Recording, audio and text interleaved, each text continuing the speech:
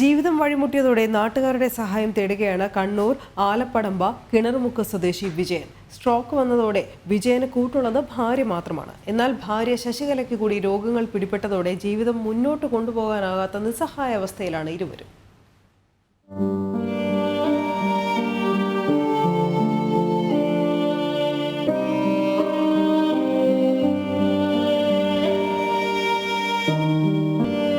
കണ്ണു കാണില്ല, പരസഹായമില്ലാതെ എഴുന്നേറ്റ് ഇരിക്കാനും പറ്റില്ല. കണ്ണു കാണാഞ്ഞിട്ടും ജീവിതത്തോട് വെല്ലുവിളിച്ചു മുന്നേറി. പക്ഷേ ഒരു സ്ട്രോക്ക് വന്നതോടെ ആകെ താളം തെറ്റി. ശരീരത്തിന്റെ ഒരു ഭാഗം അനങ്ങാതെയായി. ആശുപത്രി ചിലവും ഫിസിയോതെറാപ്പിക്കും കൂടെ ഒരു മാസം വേണ്ടത് 48,000 രൂപയാണ്.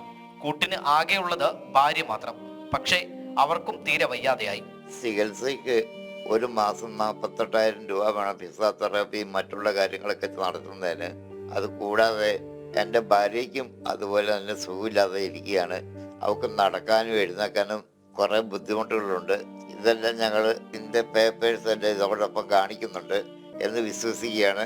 അന്നേരം നിങ്ങളുടെ അകമടി സഹായ സഹകരണങ്ങൾ ഉണ്ടെങ്കിൽ ഞങ്ങൾക്ക് എഴുന്നേറ്റ് നടക്കാൻ സാധിക്കുമെന്ന് പ്രതീക്ഷിക്കുന്നു. 6 മാസം വരെ ഫിസിയോതെറാപ്പി ചെയ്യണമെന്നാണ് നിർദ്ദേശം. ഒരു മാസം മരുന്നിന് മാത്രമാകുന്നത് 3000-ലധികം രൂപ. ആരോഗ്യ ഇൻഷുറൻസ് കാർഡും ഇതുവരെ ലഭിച്ചിട്ടില്ല. ഭാര്യ ശശികലയ്ക്കാകട്ടെ കാലിന് തേയ്മാനവും ഡിസ്കിന് പ്രശ്നവും. മക്കളില്ലാത്ത ഇവർ മുന്നോട്ടു പോകുന്നത് നാട്ടുകാരുടെ സഹായത്തിലാണ്. തങ്ങളെ ആരെങ്കിലും സഹായിക്കുമെന്ന പ്രതീക്ഷയിലാണ് രണ്ടുപേരും. ജനം, കണ്ണൂർ.